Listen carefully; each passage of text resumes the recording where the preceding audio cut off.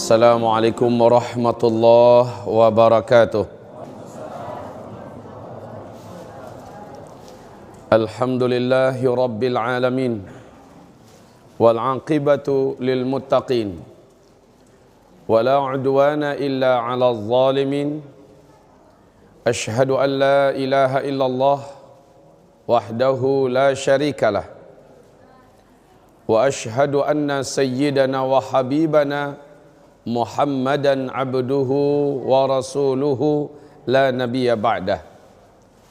Qala Allah subhanahu wa ta'ala, ya ayyuhalladzina amanu ittaqullaha wa qulu qawlan sadida yuslih lakum a'malakum wa yaghfir lakum dhunubakum wa man yuti'illah wa rasulahu faqad faza fawzan 'azima. Allahumma irhamna bil Qur'ani wa sadaqallahul 'azim.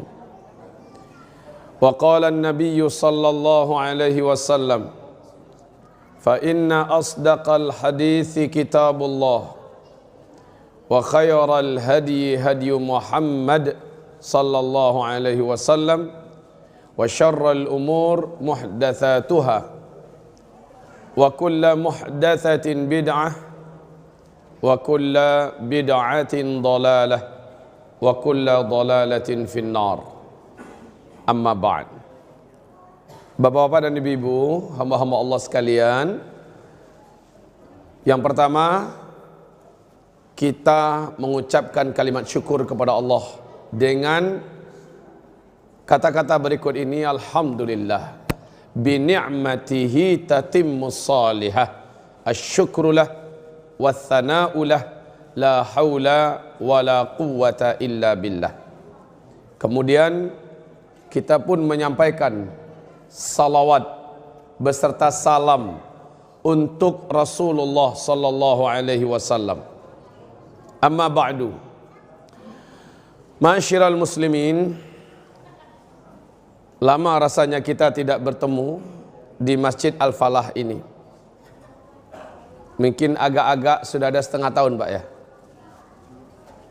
Alhamdulillah malam ini Allah izinkan kita untuk bermajlis menjelang Ramadan. Tema kita adalah Ramadan, bulan Futuhat Islamiyah. Saya akan membahas sesuatu yang tidak lazim dibahas dengan judul ini. Arti judul adalah bulan Ramadan adalah bulan penaklukan dalam Islam. Umumnya yang ada dalam minda kita yang dimaksud dengan penaklukan adalah negeri-negeri yang ditaklukkan oleh Rasulullah sallallahu alaihi wasallam selama bulan Ramadan. Daerah-daerah termasuk sepanjang sejarah. Para sahabat-sahabat menaklukkan apa di bulan Ramadan, yang ini menaklukkan apa bulan Ramadan. Itu biasanya. Tapi pada malam hari ini saya fokuskan pembahasan tentang penaklukan yang mesti terjadi di akhir zaman, dan itu starting pointnya di bulan Ramadan. Saya tunggu whiteboard kita untuk dibawa ke depan.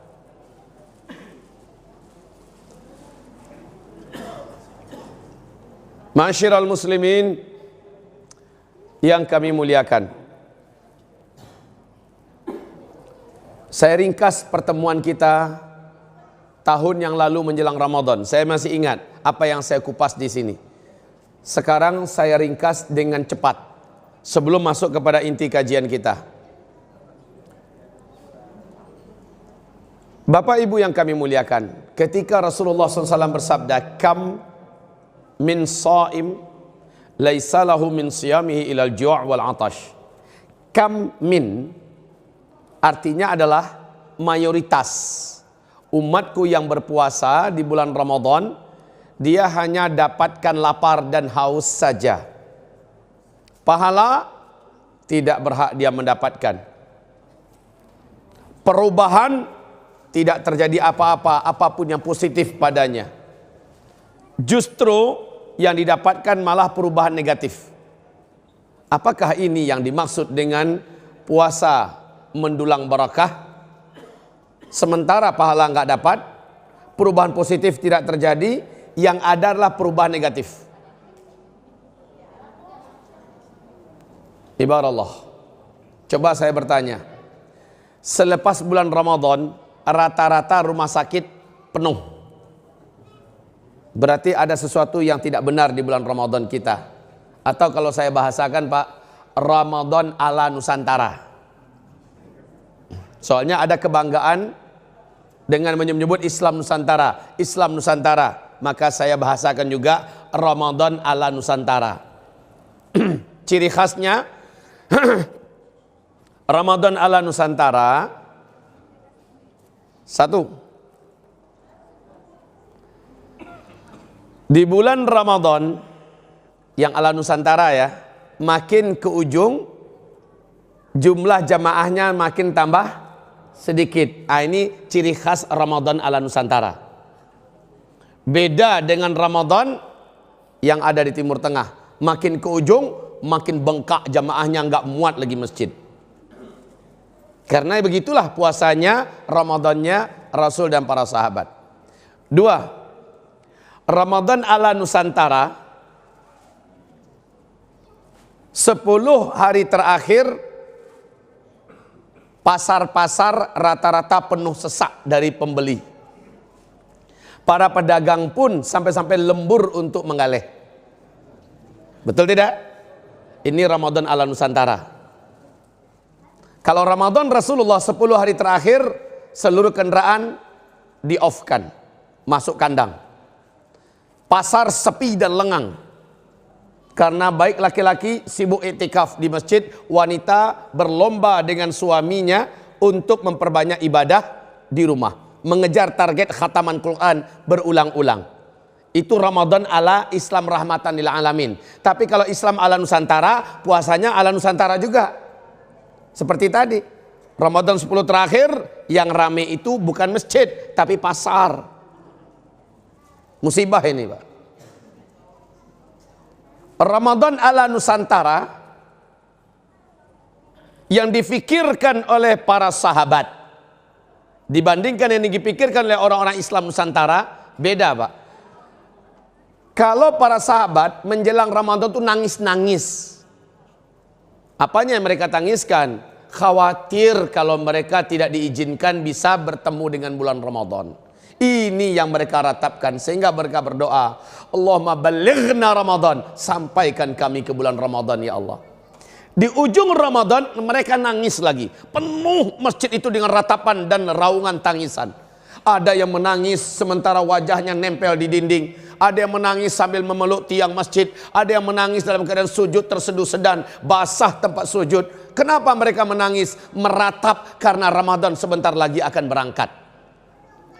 Ini Ramadan ala Rasul, ala para sahabat, ala generasi salafus soleh. Sementara sekarang 10 terakhir Ramadan yang sibuk difikirkan adalah baju baru apa, dandanan rumah catnya apa, makanan yang akan, menu-menu yang akan disiapkan nanti apa. Kesibukan bukan dalam rangka mengejar final di bulan Ramadan, tapi kesibukan yang terjadi adalah sibuk mempersiapkan Idul Fitri. Ini Ramadan ala Nusantara.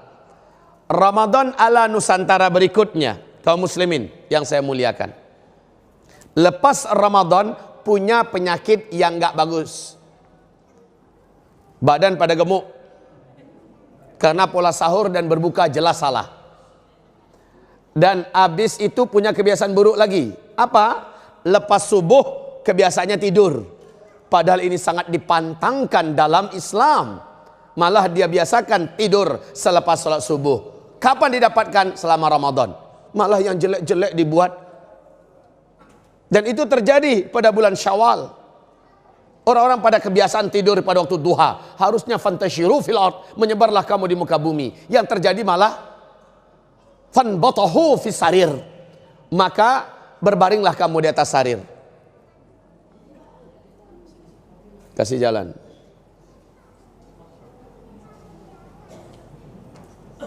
Katanya sudah lama whiteboard ini nggak kepake. Gaya tulisan saya masih nampak. Memang betul lama nggak dipakai ini. Saya sudah rindu dengan dia dan saya yakin dia pun rindu dengan saya.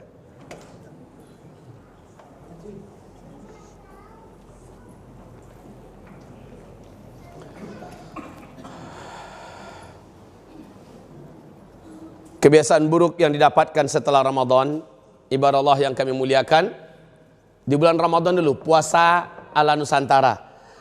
Pengeluaran menurut survei beberapa tahun dicoba, kaum muslimin di Indonesia ini pengeluarannya bulan Ramadan 3 kali lipat, Pak, dibandingkan di luar bulan Ramadan. Ini yang terjadi. Sekali lagi, pola belanja untuk sahur dan berbuka memang benar-benar salah. Boleh saya katakan sesat. Perhatikan Rasul dan para sahabat. Mereka puasa untuk 12 bulan, 1 bulan mereka betul-betul full diet. Sahur mereka, sahur yang sehat. Hanya segelas susu dan beberapa butir kurma. Cukup. Berbuka mereka, berbuka yang sehat dan sempurna. Sama, hanya 1 gelas susu, beberapa teguk air putih, 1 biji kurma. Mereka maghriban berjamaah, kemudian lanjut lagi makan kurma, dimasukkan ke dalam roti, mereka makan, kenyang. Mata tidak berat, sementara tarawih mereka ringan. Dan mereka tarawihnya lama. Habis itu mereka pulang, tidur, nanti tahajud. Sahur macam itu lagi, 30 hari ramping-ramping semua. Dan innalillahnya puasa Ramadan di Nusantara, lepas Ramadan nambah 3 kilo. Nambah 5 kilo. Sekali lagi saya katakan, rumah sakit di mana-mana banyak pelanggan baru. Satu lagi, ala Ramadan puasa Nusantara. Hari pertama Idul Fitri, santuang sodalahnya, malapihkan napasu yang selama ini dikekang. Hari kedua Syawal, perut mulai jeber lagi. Hari ketiga Syawal sudah mulai berbagai macam kendala, penyakit perut dialami. Mulai daripada mencret sampai kepada lembung, dilarikan ke rumah sakit. Tahukah kita bahwa puasanya Rasulullah para sahabat itu istirahatnya hanya 1 Syawal saja. Syawal kedua, ketiga, keempat, kelima, keenam, ketujuh mereka sudah full puasa Syawal, puasa 6 Syawal. Berturut-turut sehingga perutnya tetap terjaga. Perutnya tetap terjaga. Baik kaum muslimin yang kami muliakan, ini perbandingannya ya, perbandingannya. Kalau begitu di mana letak berkahnya puasa? Apabila tidak puasa seperti Rasul. Ini yang dimaksud oleh Rasulullah, kam min shaim laisa lahu min siyamihi ilal ju' wal atash. Banyak orang yang puasa mayoritasnya cuma dapat lapar dan haus. Mereka tidak dapatkan ridha Allah. Mereka tidak berubah menjadi bertakwa. Mereka tidak menjadi takut kepada Allah. Mereka tidak jadi meramikan masjid 5 waktu berjamaah di masjid. Tidak. Mereka tidak rajin membaca Al-Quran. Bakhilnya tetap saja. Padahal Rasulullah di bulan Ramadan berubah menjadi manusia yang sangat pemurah, bagaikan angin yang berhembus. Nggak ada batas, Pak. Pemurahnya Rasulullah itu hari-hari di 11 bulan terkenal. Tapi bulan Ramadan lebih pemurah lagi. Ini enggak. Luar Ramadan, bagaimana bakhilnya sebelum Ramadan, tetap bakhil setelah Ramadan. Bagaimana jauhnya dari Al-Quran setelah luar Ramadan, tetap jauh dari Al-Quran. Karena bukan puasa ala Rasul yang mereka lakukan. Waalaikumsalam. Alhamdulillah. Jazakumullah khair. Masya Allah. Terima kasih Pak. Boleh Pak? Bismillah.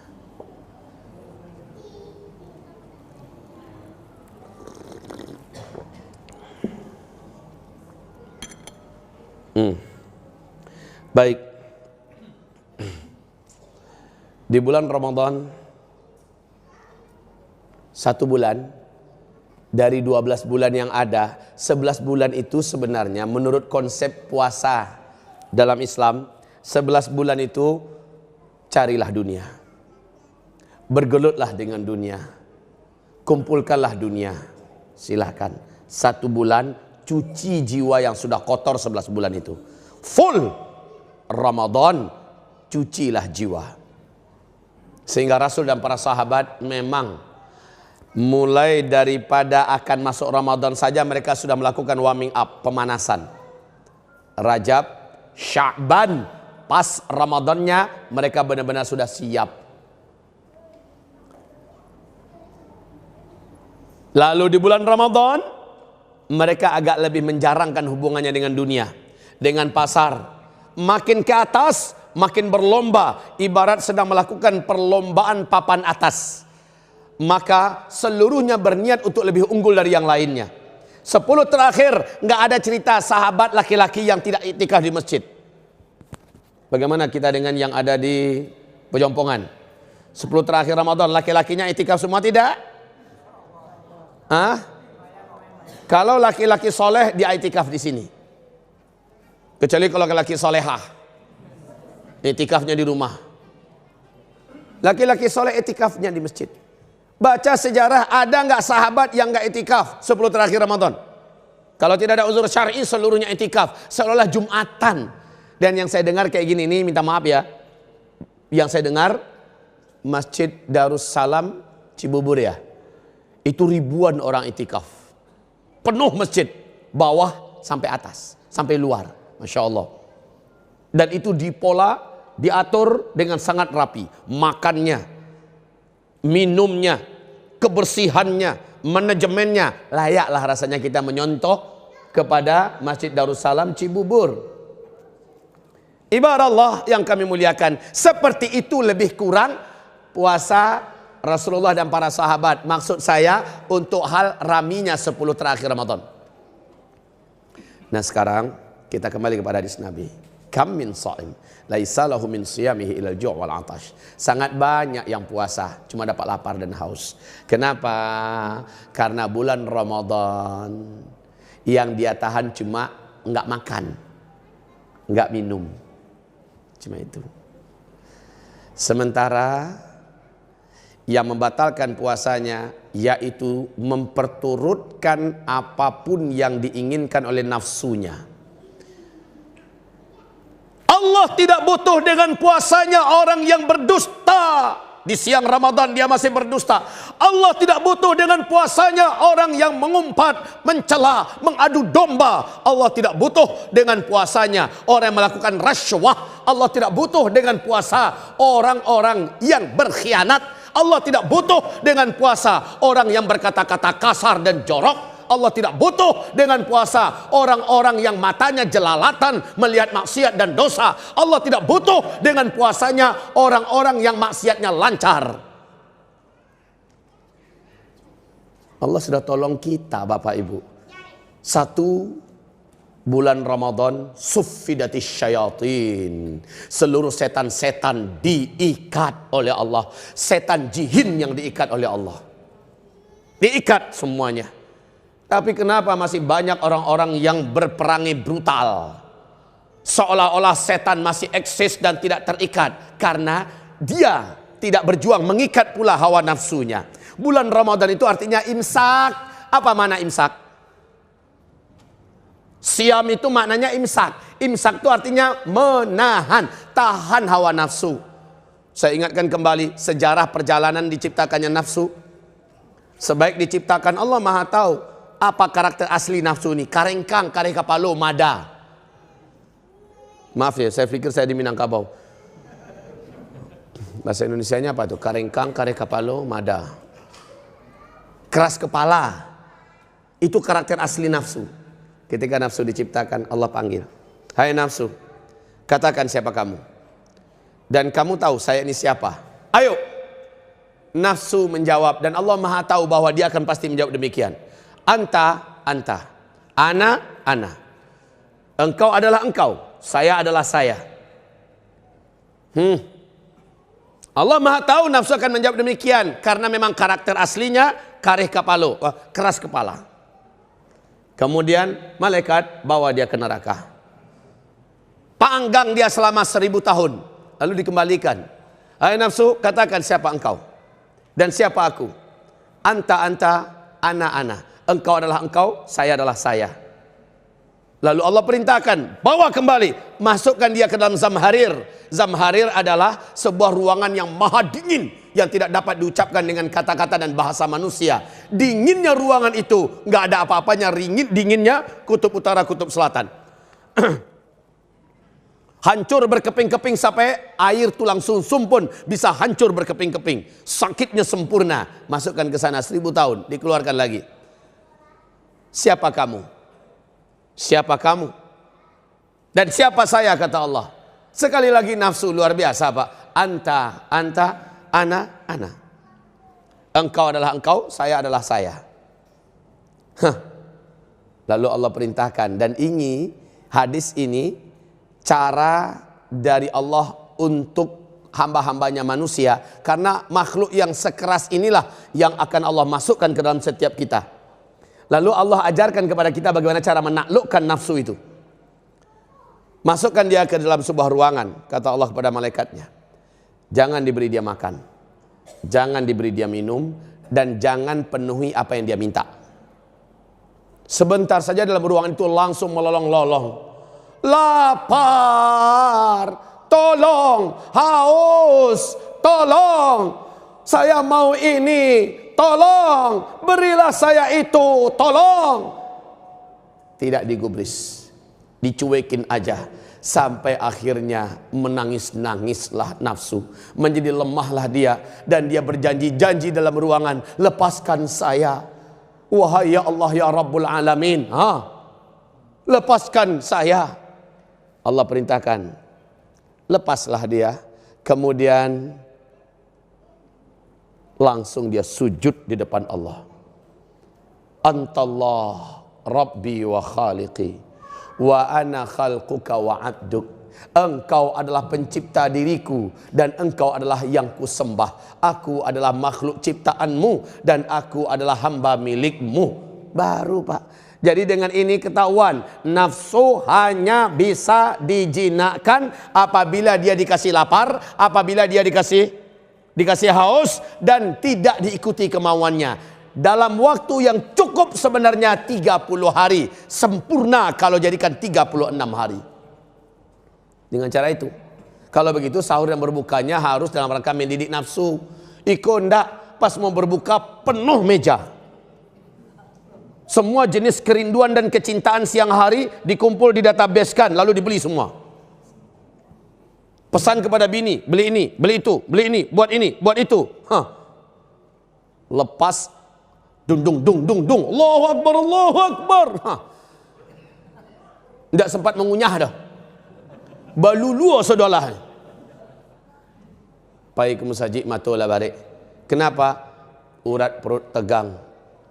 Urat mata kendor, ngantuk. Coba contoh puasanya Rasul. Setelah siang menahan lapar, pas berbuka tetap ditahan. Cukup makan 1 butir kurma, lalu masuk ke masjid, sholat berjamaah.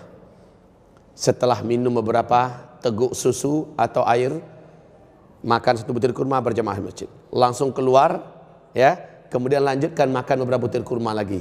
Cukup. 1 butir kurma dalam penelitian ilmiah memadai 24 jam bagi tubuh kita ini. Semua kebutuhan tubuh lengkap terdapatkan di dalam 1 butir biji kurma. Bila ingin 3 silakan, maksimal 7. Cukup, lebih dari cukup. Energi kita akan berlipat-lipat, Pak. Sementara mata tetap terang. Pikiran tetap bening, badan jadi fit. Coba aja kalau seandainya puasanya ala Rasul, kita akan merasakan 3 hari pertama benar-benar rasanya badan ini sudah kembali stabil dan enak. 4 hari, 5 hari, 6 hari kita sudah merasa pemilik kesehatan yang sempurna. Kalau sahur dan berbukanya ala Rasul. Siangnya juga jangan lagi diandalkan hadis palsu nih, buang tuh hadis. Naumus shaim ibadatun, itu andalan betul itu. Tidurnya orang yang puasa ibadah. Udahlah, siang hari tidur. Bangun. Kamu bangunin saya, baca tuh hadis. Tidurnya orang puasa ibadah, ini ibadah tahu, tidur lagi. Itu hadisnya palsu. Dia memperturutkan nafsunya. Maka setelah Ramadan berakhir, yang nafsu tetap tidak pernah jinak. Taklukkanlah nafsu selama bulan Ramadan. Ini penaklukan pertama. Selanjutnya, Sekarang kita di fase keempat. Fase keempat. Siapa penguasa pada fase keempat ini?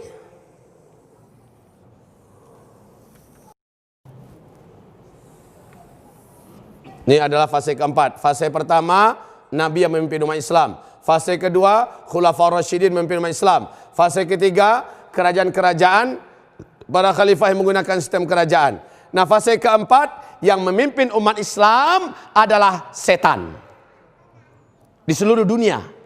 Ini adalah mulkan jabarian, fase kezaliman dan kediktatoran yang membungkus seluruh bumi. Fase keempat, setan yang memimpin.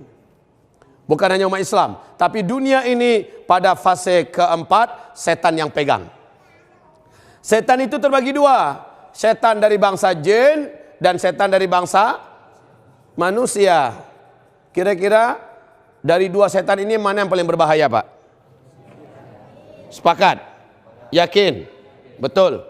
Di surat Ibrahim ayat 22, setan bangsa jin kemampuannya cuma merayu-rayu dan menggoda agar kita tersesat dari jalan Allah. Nggak lebih daripada itu. Tapi setan manusia bisa mengancam.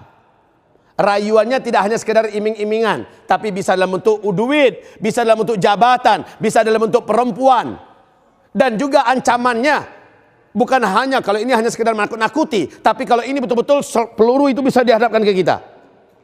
Ancamannya bisa menyembelih kita. Ancamannya bisa memasukkan kita ke dalam kandang penjara, lalu menyiksa kita. Ini setan manusia lebih berbahaya. Sekarang setan ini di bulan Ramadan yang bangsa jin tetap dah diikat oleh Allah. Tapi setan bangsa manusia tetap keliaran di mana-mana. Maaf kaum muslimin, setan bangsa manusia telah dibuktikan oleh Rasulullah dan para sahabat, oleh para tabi'in dan tabi'in, ternyata berhasil ditaklukkan. Banyak penaklukannya terjadi pada bulan Ramadan, setan dari bangsa manusia. Tapi untuk fase keempat, dari sini, ini adalah masa-masa jihad. Fa'alaikum bil jihad, kata Rasulullah. Jihadnya adalah jihad bermakna perang. Sementara yang ini juga jihad, tapi jihadnya jihad masih umum. Jihad ideologi, jihad pendidikan, jihad ekonomi, jihad media, jihad budaya, jihad kesehatan, jihad dalam urusan yang umum di sini. Tapi kalau udah bagian sini, ini sebelum tanda besar kiamat yang pertama, tanda besar kiamat yang kedua, tanda besar yang ketiga, dan tanda besar kiamat yang keempat.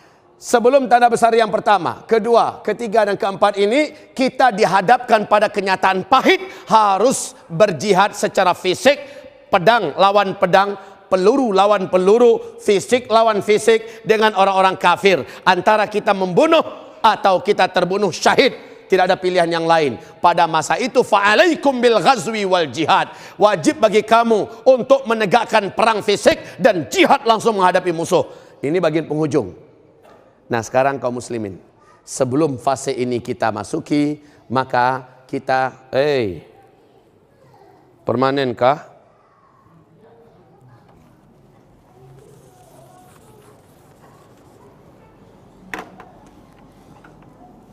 Kita sedang menghadapi setan.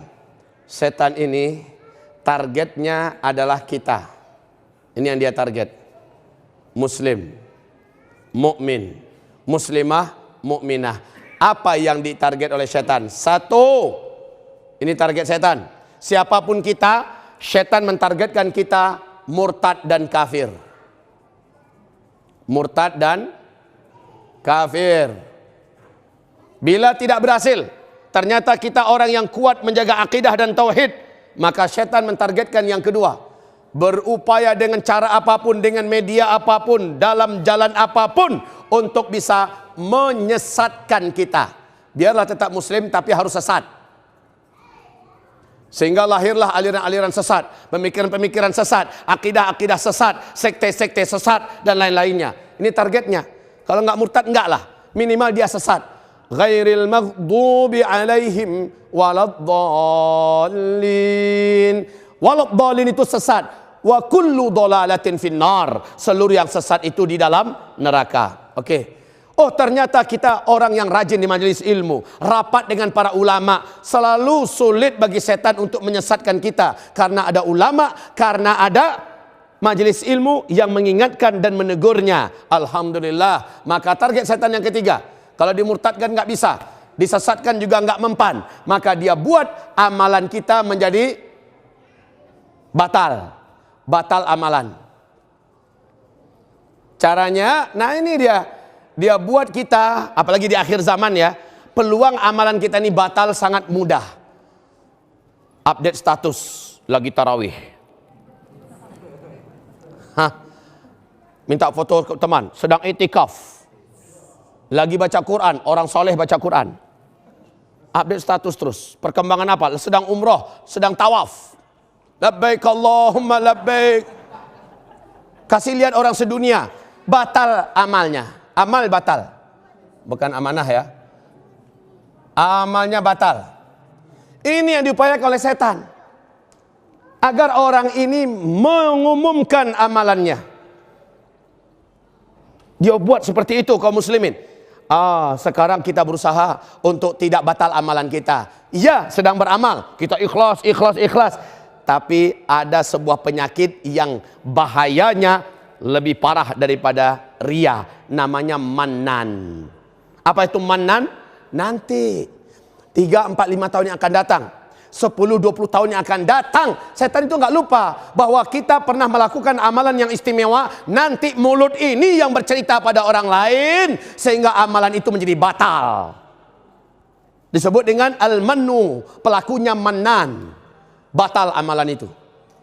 Contoh, sang ibu melihat anak gadisnya sudah besar, sudah bersuami dengan orang sukses. Lalu dia pun ibu ini rengkuh, menjadi tua, menjadi jelek rupanya. Sang anak sudah mulai malu, ibu ada tinggal di rumahnya karena tamu-tamu hebat datang dari berbagai negeri dan kota. Lalu ibu diletakkan di panti jompo. Kemudian ibu mulai berkata kepada anaknya, "Nak, lupakah kamu dulu nak, dari sini emak.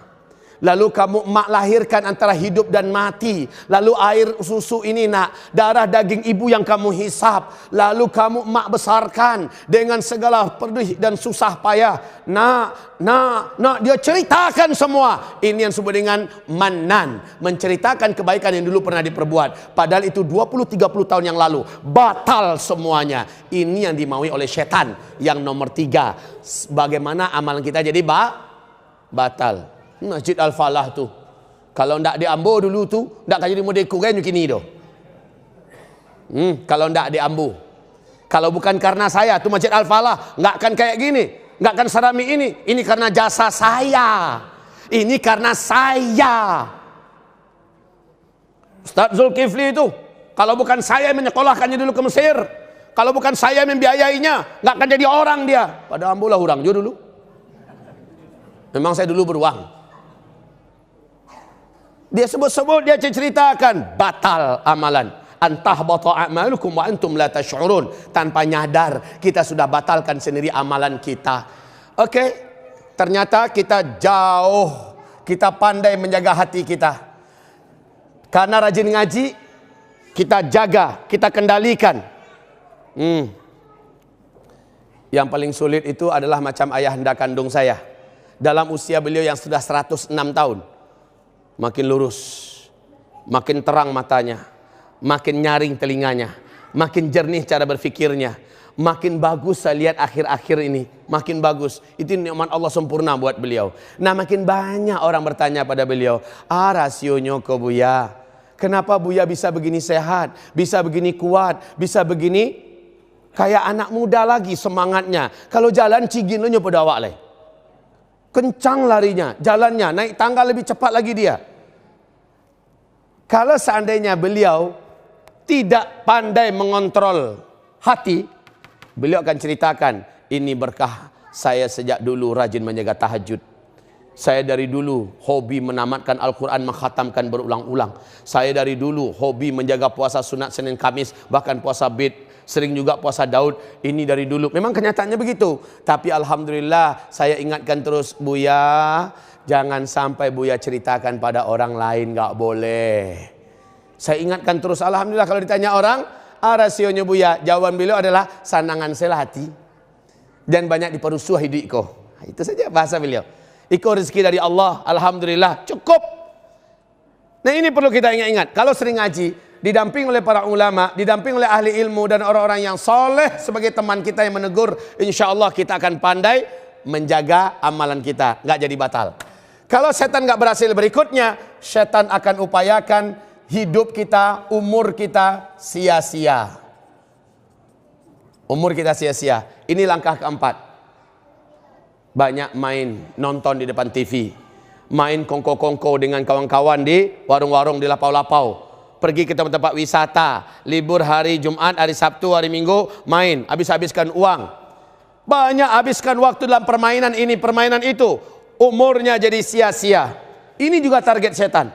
Ternyata sekali lagi kita menyibukkan diri dengan sunnah dari bangun tidur sampai tidur kembali. Maka tidak ada peluang setan mempermainkan dan membuat umur kita sia-sia. Yang kelima, langkah berikutnya, bagaimana dia untuk menjadikan kita sebagai mangsanya adalah dia buat kita hidup dalam keadaan sakit, fisik, berubah mental. Nah ini kerjaan beliau berikutnya. Masuk dia ke fisik kita. Mulai dia sumbat pembuluh darah kita. Mulai dia jepit saraf-saraf kita. Terdengar saraf terjepit, penyumbatan pembuluh darah. Mulai dia ganggu jantung kita sehingga harus pakai cincin, dikasih ring dan sebagainya. Dia ganggu kesehatan kita kayak Nabi Ayub yang dirusak kesehatannya oleh setan. Jadi kalau nggak bisa dibuat murtad, nggak bisa disesatkan, tidak bisa dibuat batal amalannya, tidak bisa dibuat sia-sia umurnya, setan melangkah pada langkah berikutnya, buat fisiknya tersiksa, sakit, sehingga banyak orang-orang soleh yang menderita oleh setan. Fisiknya, secara akal, secara darah, ada yang kanker darah, ada yang mengalami penyakit di prostat, ada yang mengalami tumor di otak, ada yang mengalami, ini semuanya ada kejahatan anarkisme setan. Dan masalah ini pembahasannya cukup panjang. Saya telah membuktikan bukan 1-2 kali, insya Allah ribuan kali. Banyak orang-orang yang berkasus sakit fisik pada dia soleh. Bahkan dia hafizah Quran, tetapi dia mampu disakiti oleh setan. Karena setan kalau tidak bisa menyesatkan orang, minimal dia bisa sakiti manusia. Ini kalau kita tidak pandai cara mengantisipasi dan membentengi diri, kita akan jadi mainan setan. Kita akan dibuat menderita. Iya, pahala kita jadi banyak. Coba dengarkan hadis. Siapa meninggalnya karena sakit perut yang tidak sembuh-sembuh, syahid apa tidak dalam hadis? Syahid. Siapa yang meninggal dunia karena penyakit di kepala, diobati nggak sembuh-sembuh, syahid apa tidak? Syahid, ya. Siapa yang meninggal dunia karena penyakit menular, syahid apa tidak? Syahid. Padahal dalam konsep Islam, orang dikatakan syahid apabila dia dibunuh oleh musuh Allah. Berarti secara tidak langsung setan bersarang di perut, membuat penyakit dan tidak bisa disembuhkan dengan obat-obatan medis dan lainnya. Lalu orang ini meninggal dunia dan dia dibunuh oleh musuh Allah, syahid. Bagi setan, indak dapet kalian deambo, indak bisa saya sesatkan, indak anti. Pokoknya kamu tersiksa oleh saya. Walaupun akhir hayat kita syahid di sisi Allah, bagi dia bisa menyiksa kita udah cukup bagi mereka. Inilah setan, itu memang musuh bebuyutan kita. Inna dzalikumus syaitanu lakum aduwwa fattakhidhuhu aduwwa. Setan itu musuh bagi kamu. Maka jangan pernah kamu menganggap setan itu bukan sebagai musuh. Baik, kita sholat isya dulu. Selepas sholat isya, kita lanjutkan pengajian kita.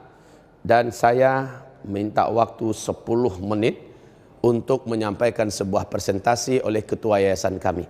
Demikian, mari kita break dulu dengan melaksanakan solat berjamaah isya.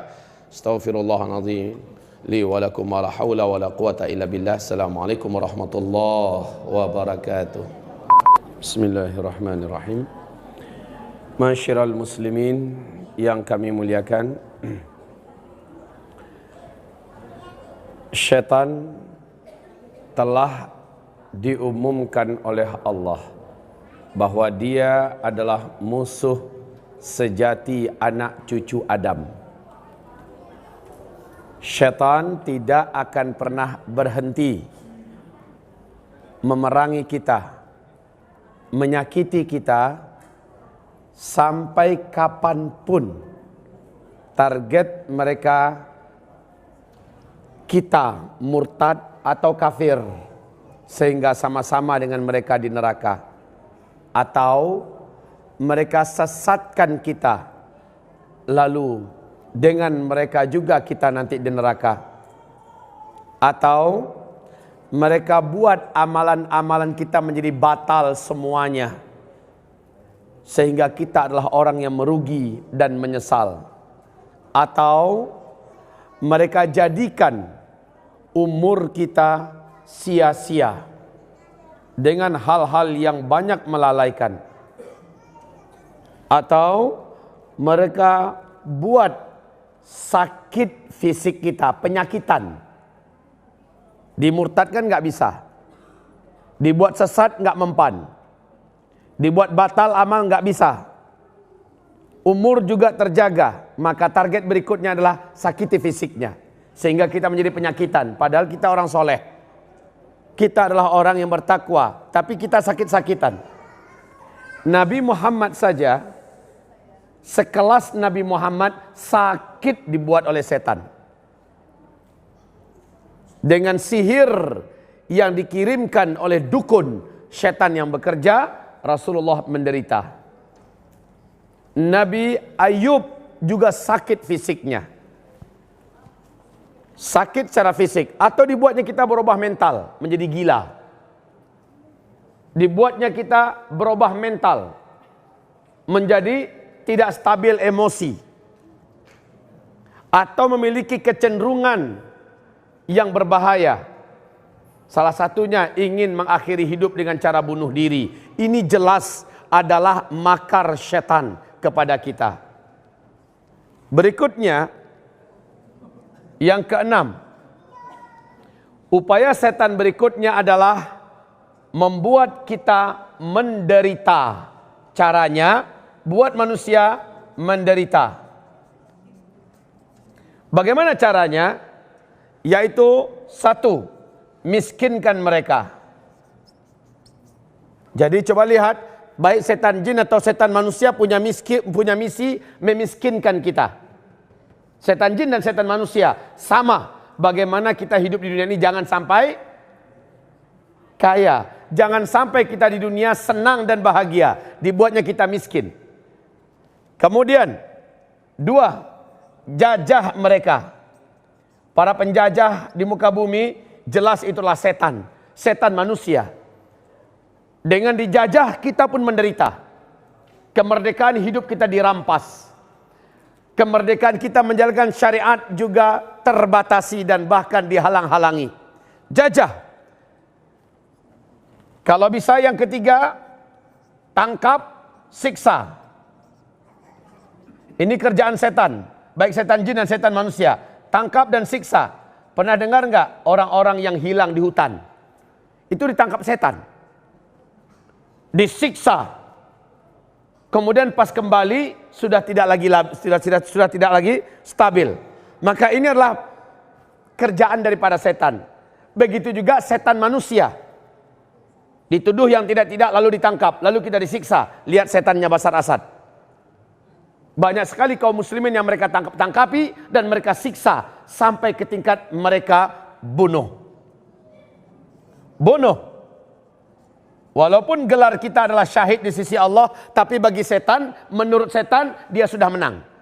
Menurut setan dia sudah mendapatkan balas dendamnya. Begitu sakit hatinya mereka kepada kita. Nah, saudara-saudaraku, ini kerjaan setan. 1, 2, 3, 4, 5, 6 kerjaan setan seluruhnya ini. Bagaimana kita untuk bisa menaklukkan makhluk ini? Tidak ada jalan. Kalau setan jin perangi, setan manusia perangi. Allah berjanji, siapapun yang memerangi setan, Allah janji Allah akan menangkan manusia itu. Orang beriman, tetapi syaratnya memerangi setan harus dengan jalan yang telah Allah tunjukkan. Contoh, bagaimana cara mengalahkan setan dari bangsa jin? Salah satu contoh, Rasul bersabda, puasalah kamu. Dengan puasa kamu telah mempersempit jalur jalannya setan di tubuh kamu. Yang kedua, jika kamu emosi, kata Rasulullah, tahan emosi kamu, maka kamu telah mematah-matahkan, maka kamu telah melumpuhkan setan yang selama ini menguasai kamu. Kita nggak nampak, Pak, tapi setan itu telah patah-patah. Setan itu telah kita buat lumpuh. Kenapa? Karena kita akan emosi, kita tahan emosi kita. Dengan cara itu setan telah dikalahkan. Jadi ada petunjuk-petunjuknya bagaimana cara setan tersiksa dan bisa dikalahkan oleh kita. Rasulullah SAW yang mengajarkannya. Apalagi kalau kita mengamalkan sunnah yang sederhana saja. Kita kalau sholat, kita gerak-gerakkan jari telunjuk kita. Tahu enggak Bapak Ibu? Banyak orang awam bertanya-tanya, apalah nih gerak-gerakkan telunjuk, mengganggu kita aja. Orang yang kiri kanan kan terganggu, kita gerak-gerakkan telunjuk. Ternyata Rasulullah SAW bersabda, menggerak-gerakkan jari telunjuk waktu tahiyat akhir, ini sangat menyiksa dan menyakitkan bagi setan.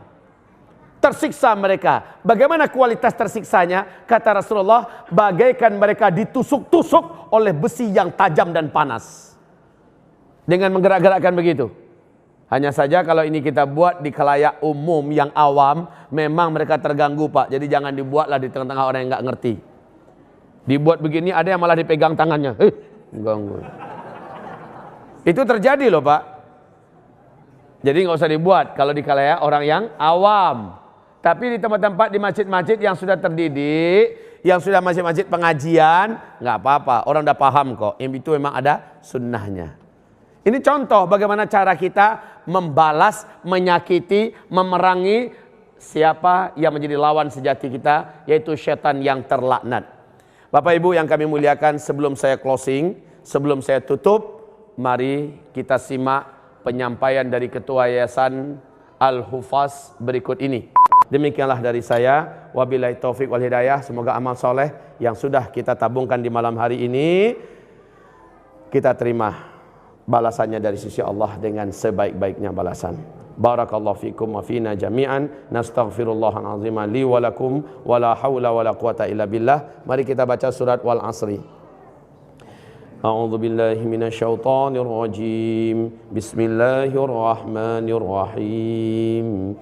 Wal 'asri innal insana lafi khusr illa alladhina amanu wa 'amilus shalihat wa tawasaw bil haqq wa tawasaw bis sabr. Allahumma arhamna bil Qur'an wa sadaqallahul azim.